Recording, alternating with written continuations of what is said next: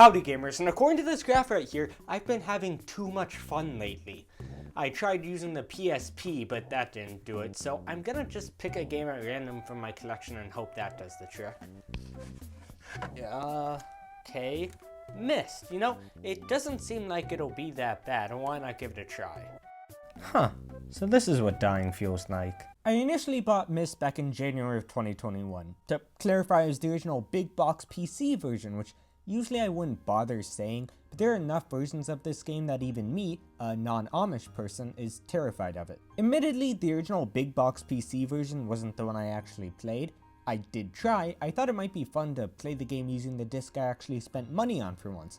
I know, crazy idea, but for some reason my computer couldn't install it. If I had to guess, I'd say it's probably because of the 256 different colors in the game. Anything more than the Crayola 12 is borderline blasphemy.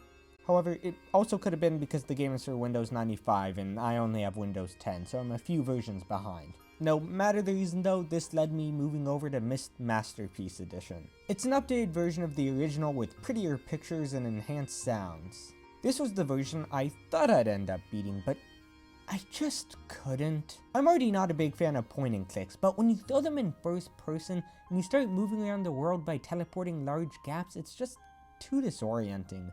I know the big box PC version I bought came with a journal to help with stuff like this, but I didn't realize that's what it was for originally, and I thought it was a cookbook, so by then it was too late and I'd already filled it with authentic Mormon recipes.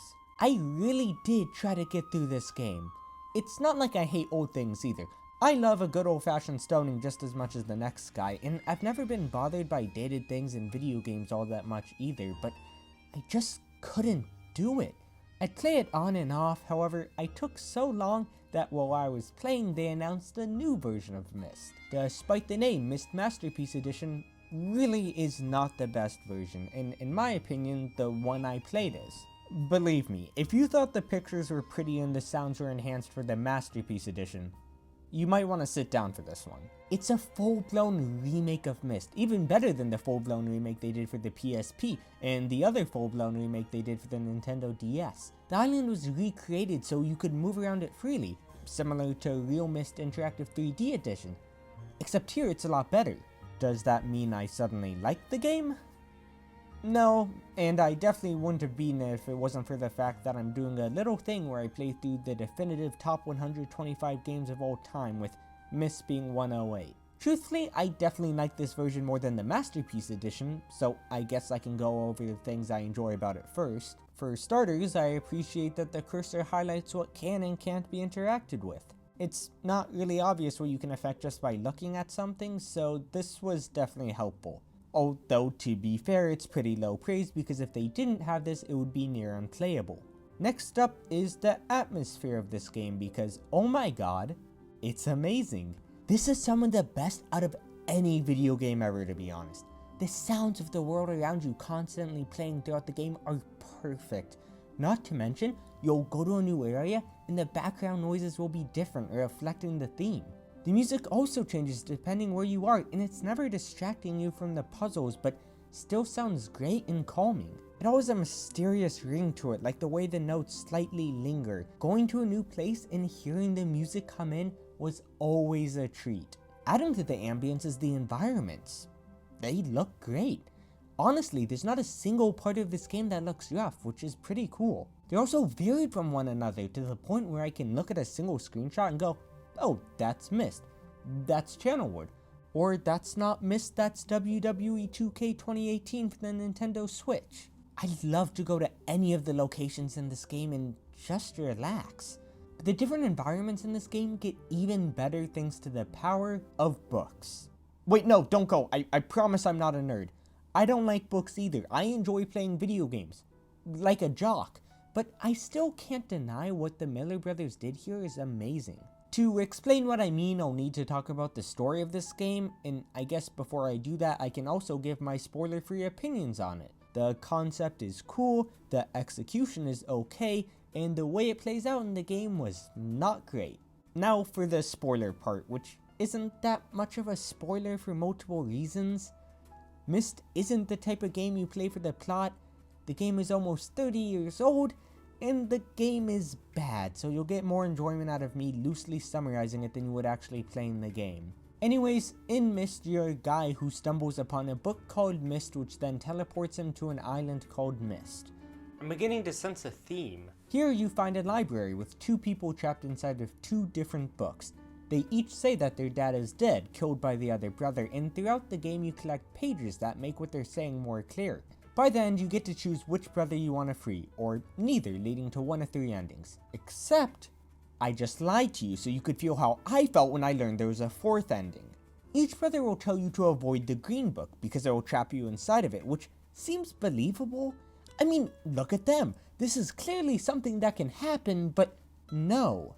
If you want the true ending, you're supposed to open up the green book, which is where their dad is imprisoned. He'll then tell you how to free him, and in doing so, he can complete the Myst book. Oh, and he also burns his two sons alive, so that's cool. He doesn't even let you escape Myst. You're still trapped there, and even says that he'll need you in the future, so it seems like everyone in this game is a horrible person, and no matter which ending you choose, it's not at all satisfying. The game doesn't even act like all the endings are bad. The game makes it clear that the ending where the brothers burn to death and you become some guy's unpaid intern is the good one, so that just sort of feels weird. Like, yay, a guy you never met did an immolation twice, now go have fun being trapped on the island. That's why I say the way it plays out isn't great. However, there is one part I left out, which is the concept that I called cool. Remember how I said you open the book Myst and it teleports you to Myst? That's because in this universe there are linking books that transport people to other worlds, or ages, and they're fully fledged places. So, the papers that you need to beat the game and not free the brothers are stored in different ages that you get to go to. There are 4 of them: Channelwood, Stoneship, Celentic, and Mechanical. As aforementioned, each one is different from the last in how they look, which I appreciated. The best part of it all, in honestly the whole game though, is how you get to read about them beforehand. Before you beat me up and steal my lunch money, in the library on the bookcase there are 4 different books that each correspond to a different age. Not the linking books that take you there, instead journals written by Atris, the 2 brothers' father. Due to the constant amount of sex and more sex I'm always doing, like I said before, I don't read books in my free time, and outside of a short story that's literally less words than the Wikipedia article for Myst, I can't think of the last time I've read something for fun. That is, I guess, until Myst. Admittedly, these books are really short. I think they took less than 10 minutes for me to read, but once I picked them up, I had trouble putting them back down. They chronicle Artris arriving there and then his experiences with this new age and how it evolves throughout his stay. Sometimes the environment he's in even messes with the journal and you get to see it on the pages themselves. Additionally, you'll form this picture in your mind of what it's like there, and then when you actually get to go and experience it for yourself, it's a lot more special. It's too bad the places themselves suck. I literally have nothing nice left for me to say about this game, and it's only been a few minutes, which isn't exactly a good sign. Like, yes, the different ages look distinctive along with having unique music and background noises to them, but they all play out the same, making everything feel repetitive. Walk around, try to solve the puzzles, give up, look up a guide, realize the puzzle was stupid, grab the pages, solve one final puzzle, and leave. That's not an exaggeration. They're all the same except with different puzzles and a new coat of paint, which stinks. You might think that something like a Legend of Zelda dungeon could fall under the same description, but those have different gimmicks, enemies, and just things to do in them other than walk around. 3 out of 4 ages sort of have a gimmick, but they feel more like a puzzle that gets repeated ad nauseum. A direct parallel I can draw is the Stoneship age, where you have to raise and lower the water in order to progress. Hey, wait a minute, I've heard of that before. It's sort of like the water temple from Ocarina of Time. Yeah, and Sonic 3D Blast is a good game. Ocarina of Time had you raising and lowering the water in a way that added depth to everything. Sure, you can raise the water, but it will block you from getting to a certain path while giving you access to a new one.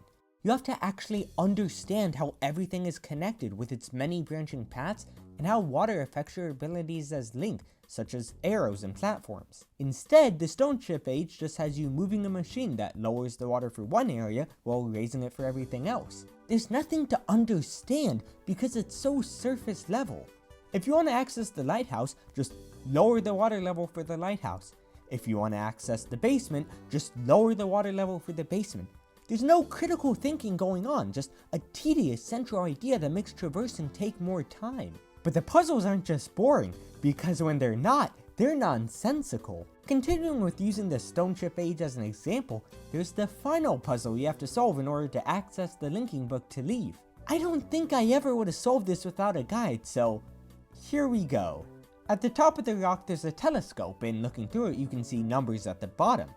Additionally, underneath the rock there's a compass table looking thing, and surrounding it are some buttons. What you're supposed to do is look through the telescope at the lighthouse, realize that the numbers at the bottom are degrees for a compass, write down the number that corresponds with the lighthouse, go down to the compass room, count it out so you can correspond the degree to the button, and then press it. That might seem pretty straightforward, but it's really not. The telescope is one of the first things you'll find when you arrive, and the compass is the last, so it's easy to forget about. There are multiple landmarks that the coordinates line up with, and also the puzzle just makes no sense. I mean, think about any adventure game with puzzles. You have Attack of the Friday Monsters, A Tokyo Tale, Once Hot, or Hotel Dusk. All pretty different games, but the puzzles in them share the common theme of making sense within the context of the world. Me pushing these goats in Once Hot doesn't suddenly open up a magic portal, and bending this paperclip doesn't cause a door to open up in Hotel Dusk. Despite these games being, well, games, they're still grounded in reality in the sense that they follow rules similar to our own unless we're told otherwise, so the puzzles are all logical. Why would a telescope coordinate of a lighthouse correspond to a compass that opens up a door to a book? It just feels like puzzles for the sake of there being puzzles, instead of having the player interact with the world in a meaningful way that makes sense. In Wind Waker, killing all the enemies in a room only to have the door unlock really doesn't make much sense when you actually think about it. However, the game does a good job at communicating the logic and rules of the world, that when the game locks me in a room and I have to kill all the enemies to leave, I don't go, oh, what a stupid puzzle, how would anyone figure that out? There's no logic behind it. Because there is logic behind it. Unlike here, where it just makes me wonder why a telescope coordinate of a lighthouse would correspond to a compass that opens up a door to a book. If the game made it more obvious that these two are related somehow, and I don't know, maybe the book that talked about the age, it would be fine since the game would be following set logic. But the way it's done just feels like puzzles for the sake of there being puzzles, instead of having the player interact with the world in a meaningful way that makes sense. Literally the point of puzzle adventure games is to have the puzzles contextualized in scenarios that they don't even feel like puzzles anymore. I'm fine with games like Professor Layton having puzzles for the sake of there being puzzles, although I sort of prefer to have the adventure game kind, but when a puzzle adventure game does it, you make things more frustrating. This isn't even a one-off occurrence. Another example is how you access the linking book to the Celtic Age. You have to play piano keys, and then take the sound of the note and replicate it on this dial instrument. For starters, that's just horrible, because it's not as if you can be one note off and it still works. You have to be exact, which means you'll be constantly going back and forth to get what sounds right, only for it to be wrong. But wait a minute, there's 4 notes, so you have no idea which one of them is wrong. Who knows, it could be literally all of them, and because the average person can't hear a note and perfectly replicate it, they're probably all wrong. I'm getting sidetracked because the point I was trying to make wasn't how tedious the puzzle was, but instead how it makes no sense within the context of the world. Why would the linking book be locked behind a mechanism that can only be opened by playing the exact right note on the piano? I can't even think of a single logical reason, and that's a big part of why I hate the puzzles in this game. You're never given a reason to do anything in this game. You'll just be going off of, well, this feels like something the game might want me to do. This causes all of the puzzles to be more confusing than they need to be, and feel more like puzzles than actual real things that could exist in a world.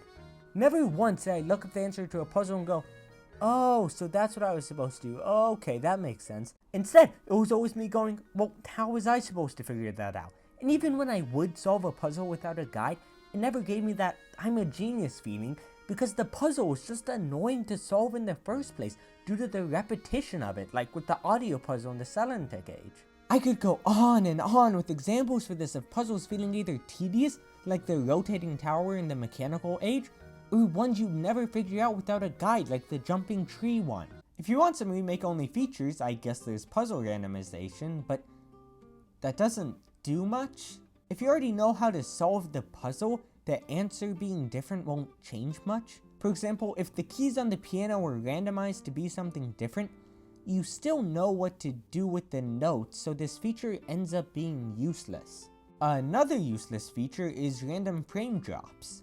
I played the Xbox One S version, so maybe I should have played it on my MacBook Pro instead, but considering the game is free on Game Pass, I imagine most people will play it on there, and I can't even confirm whether or not other systems have their frame rate issues. Finally, I saved one nice thing to say about this game for last, which is, admittedly, I like the non-linearity of it. You can go to the ages in any order you want, which I thought was cool. If you read about the mechanical age and think that's the most interesting, you can go straight away. Can you guess whether I had fun with this game or not? I refuse to pretend like if you enjoy adventure games, you'll get enjoyment out of this. Because unless you're one of those people in the YouTube comment section below Myst videos talking about how much fun you had playing this game as a kid, who I'm pretty sure are paid actors anyways, you'll dislike it. Myst is free on Game Pass, but I don't even recommend taking time out of your day to download it, because to give this game an award, I'd give it the worst game I've ever beaten award. I'm sure there are worse games out there, but frankly I'm too terrified to even look in their direction, so let's just get done with this, and to give Myst a score of 100, I'd give it a 29 out of 100. It's painful with a few redeeming qualities, like the environments and books. At least on the bright side, I've officially stopped having too much fun. I'm perfectly in the middle, having a fun amount of fun. Wait a minute. This wasn't my fun meter. This was my time to play Thickens meter. Not again. I guess I'll be doing that now, so remember to stay safe, and that I love you guys.